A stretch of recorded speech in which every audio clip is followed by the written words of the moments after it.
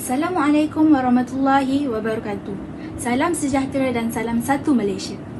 Ahli panel dan sidang hadirin sekalian. Saya, Hamizah binti Hazizi sebagai pengurusi untuk majlis forum perdana kali ini ingin mengalu-alukan kehadiran tuan dan puan pada majlis kita hari ini. Semoga kita semua akan memperoleh manfaat yang berguna daripada forum ini, insya-Allah. Hadirin yang dihormati, sebelum saya memperkenalkan ahli-ahli panel kita yang cantik lagi anggun bergaya pada hari ini, izinkan saya untuk mengupas terlebih dahulu tajuk forum perdana kita pada hari ini. Tajuk forum kita bertemakan tentang peranan komuniti dalam memelihara keselamatan setempat. Apa itu sebenarnya komuniti? Komuniti merujuk kepada kelompok-kelompok kecil masyarakat yang berada dalam satu-satu kawasan tertentu. Makna perkataan komuniti adalah berasal daripada bahasa Latin yang dipanggil sebagai komunitas. Bagi masyarakat luar negara seperti Eropah, konsep komuniti ini memberi makna kepada persahabatan dan persatuan-persatuan masyarakat yang mengarah kepada perkhidmatan dalam komuniti. Dalam kehidupan seseorang individu juga, kita tidak dapat menolak antara saling memerlukan, percaya dan keperluan ini amat berkait rapat dengan risiko dan keperluan seseorang individu itu. Bentar tadi sudah saya memperjelaskan secara umum serba sedikit mengenai tajuk kita pada hari ini.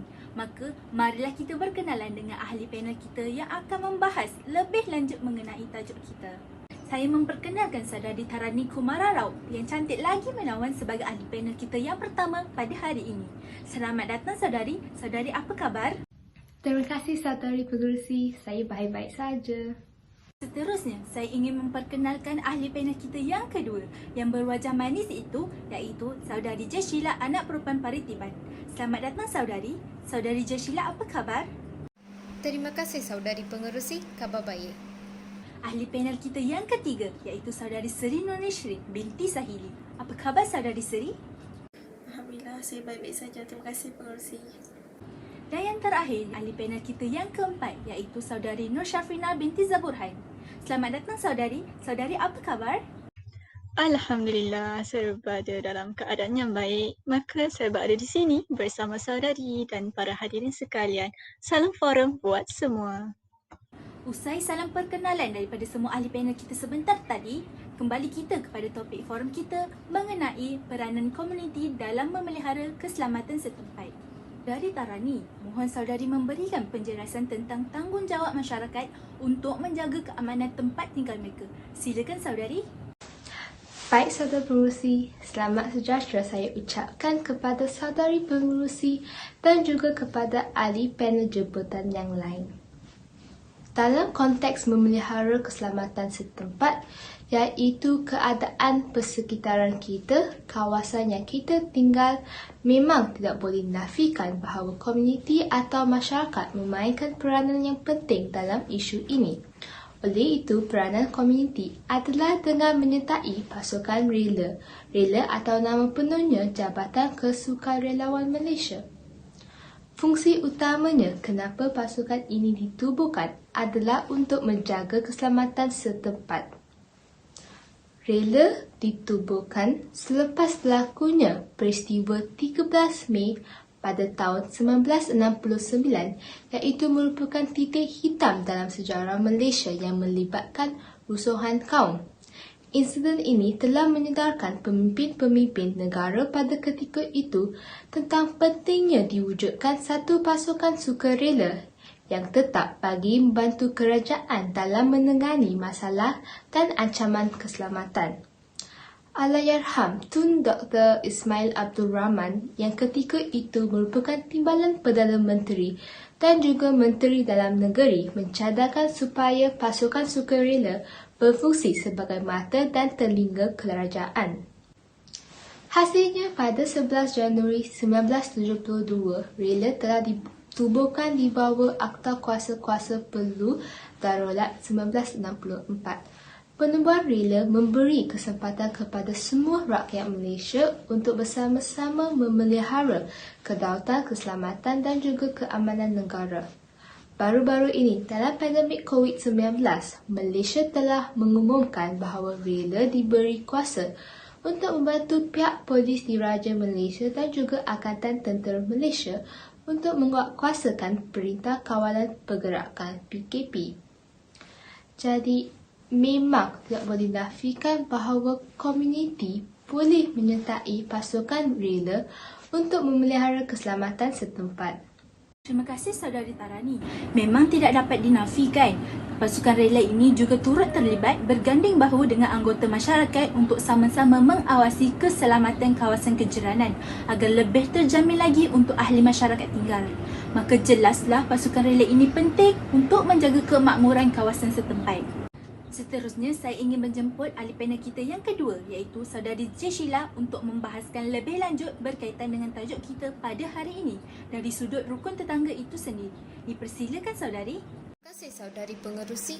Rukun Tetangga merupakan satu program sukarela yang bertujuan untuk membantu dalam pembangunan masyarakat setempat di Malaysia. Konsep program ini hampir sama seperti Neighbourhood Watch seperti yang diamalkan di United Kingdom. Rukun Tetangga diperkenalkan pada tahun 1975 berikutan dengan kuat kuasanya peraturan-peraturan perlu. Pada dasarnya, Rukun Tetangga membolehkan penduduk mengawal sendiri keselamatan di kawasan kediaman masing-masing. Rukun tetangga ini diwajibkan kepada mereka yang berumur antara 18 hingga 55 tahun. Visi utama Rukun Tetangga ditubuhkan adalah membantu dalam pembentukan satu bangsa Malaysia yang bersatu padu dalam konteks pencapaian Wawasan 2020. Misinya pula adalah memupuk kesefahaman dan bertolak ansur ke arah pembangunan bangsa Malaysia yang bersatu padu dan motonya pula bersatu terus maju. Objektif penubuhan kelab ini adalah untuk memelihara, meningkatkan dan mengukuhkan perpaduan rakyat dan integrasi nasional selaras dengan dasar-dasar pembangunan negara berlandaskan Perlembagaan Persekutuan dan Rukun Negara. Maaf Saudari J. Sheila, izinkan saya untuk mencelah. Saya tertanya-tanya dan juga para hadirin sekalian turut tertanya-tanya. Apakah sebenarnya peranan program Rukun Tetangga ini dijalankan? Terima kasih Saudari Pengerusi atas soalan Saudari. Peranan utama Rukun Tetangga ialah menganjurkan kumpulan-kumpulan rondaan yang bertugas pada waktu malam untuk mengurangkan kegiatan jenayah di sekitar kawasan kejiranan. Anggota kumpulan rondaan biasanya dianggotai oleh ahli-ahli masyarakat di kawasan kejiranan tersebut. Program Rukun Tetangga ini berfungsi sebagai perisai untuk mengawal keselamatan kawasan perumahan terutamanya pada waktu malam. Anggotanya membabitkan semua pihak tanpa mengira kaum kerana masing-masing bertanggungjawab untuk menjaga keselamatan kendiri dan keselamatan keluarga. Aktiviti ini memerlukan pembabitan semua pihak tanpa mengira kaum yang mampu menanam semangat kejiranan ketika melakukan rondaan bersama-sama. Dengan adanya aktiviti Rukun Tetangga, hubungan antara jiran dapat diperkukuhkan. Mempunyai jiran yang berbeza latar belakang seperti pekerjaan, pendidikan, agama, bangsa, keturunan, budaya, adat resam dan sebagainya akan menambahkan lagi pengetahuan dan kenalan kita. Berkata pepatah, tak kenal maka tak cinta. Oleh hal yang demikian, kesedaran masyarakat mengenai kepentingan bersama menjaga keselamatan tempat kediaman menerusi program Rukun Tetangga secara tidak langsung mewujudkan suasana harmoni dalam kawasan komuniti masing-masing.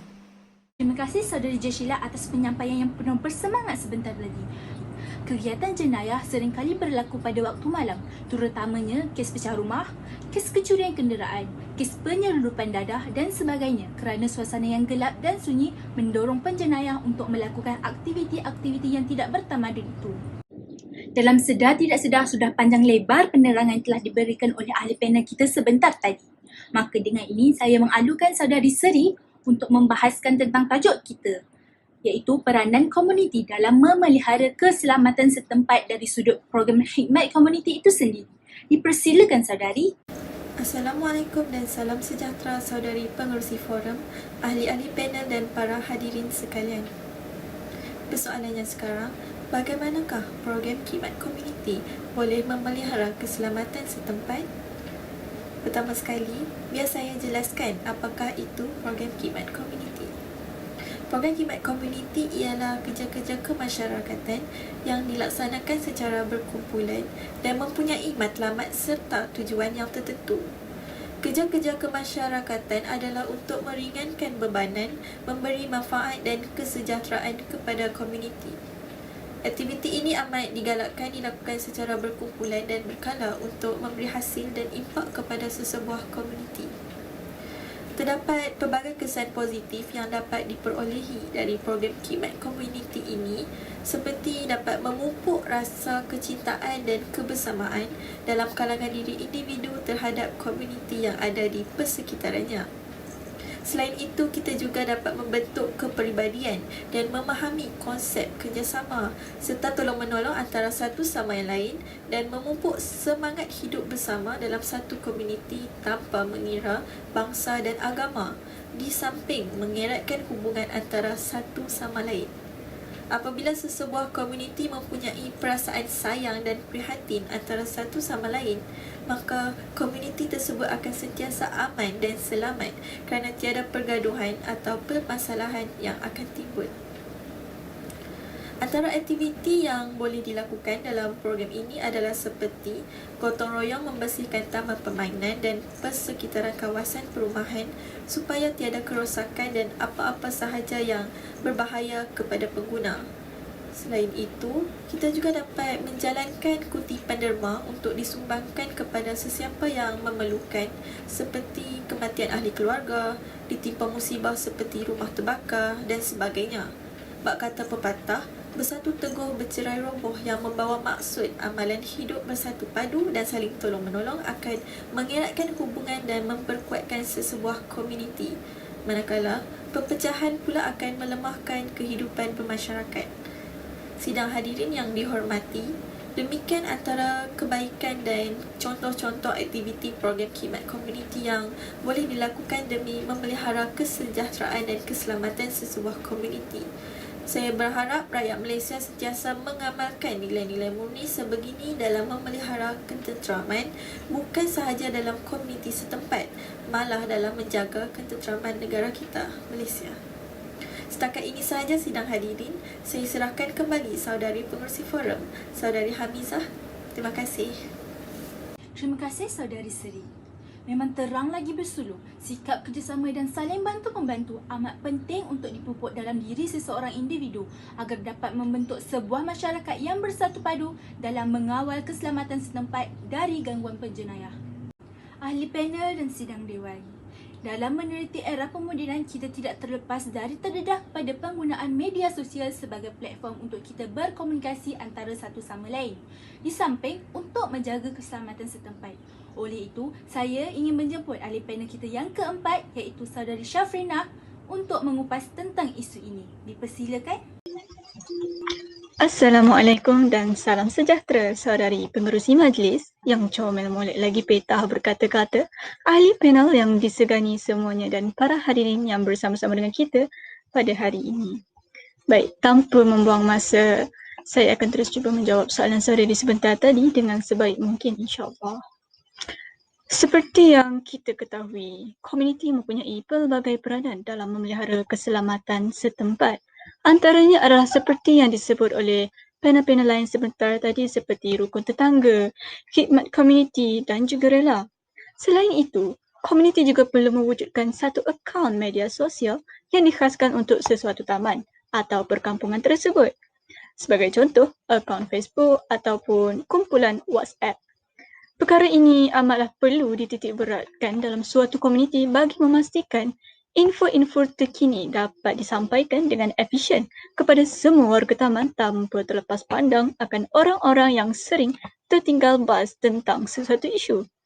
Seperti mana yang kita lihat, cara atau kaedah zaman dahulu dalam penyampaian berita atau makluman-makluman sama ada penting ataupun tidak, semuanya dibuat secara verbal, iaitu penyampaian dari mulut ke mulut daripada seorang wakil seterusnya tersebar kepada orang lain dengan cepat. Namun, cara ini adalah tidak efisien kerana kemungkinan yang berlaku radio buruk adalah sangat tinggi. Tambahan pula, zaman sekarang yang semakin canggih memudahkan segalanya. Amatlah jarang untuk kita melihat seseorang pada zaman sekarang yang tidak mempunyai telefon bimbit. Tidak percaya? Cuba anda perhatikan rakan-rakan anda, kiri kanan anda, semuanya mempunyai telefon pintar bukan? Jadi, mengapa tidak digunakan platform tersebut sedangkan ianya senang diakses oleh semua orang? Tuan-tuan dan puan-puan sekalian, tambahan pula, pembentukan akaun media sosial khas untuk taman juga dapat menangkis warga taman daripada cabaran berita palsu. Berita palsu merupakan ancaman cyber yang hebat ya tuan-puan sekalian. Hal ini kerana kesejahteraan taman boleh tergugat sekiranya menerima berita palsu, terutamanya mereka yang cepat mempercayai sesuatu perkhabaran tanpa disoal selidik dahulu akan kesahihannya. Contoh berita palsu termasuklah penipuan, duit, fitnah sesama warga taman ataupun info perjumpaan yang tidak diketahui oleh ketua kawasan tersebut. Perkara-perkara inilah yang boleh menyebabkan perbalahan atau ketegangan sesama mereka, seterusnya menggugat kesejahteraan taman tersebut. Kerana itulah kita tidak sepatutnya forward apa sahaja maklumat tanpa disemak terlebih dahulu. Tidak pasti, jangan kongsi. Slogan inilah yang sepatutnya diamalkan dalam dunia digital pada hari ini. Kesimpulannya, kita perlulah memanfaatkan sebaik mungkin kecanggihan masa kini di mana segalanya hanya melalui hujung jari sahaja. Sekian sahaja daripada saya. Terima kasih. Terima kasih Saudara Syafrina atas penerangan sebentar tadi. Sesebuah komuniti yang mempunyai perpaduan sosial yang kuat akan sama-sama bertindak campur tangan sekiranya terdapat unsur-unsur jenayah di kawasan kejiranan. Kajian menunjukkan kawasan penempatan yang mempunyai ikatan perpaduan sosial yang kuat membuatkan kadar gangguan jenayah rendah. Kesimpulannya, bulat air kerana pembentung, bulat manusia kerana muafakat. Maka dengan itu berakhirlah buah bicara kita pada hari ini. Saya ingin memohon maaf jika terkasar bahasa, tersilap bicara yang tidak kena bagi pihak diri saya sendiri dan juga ahli-ahli panel yang lain. Oleh itu, saya akhiri majlis ini dengan ucapan terima kasih dan Assalamualaikum semua.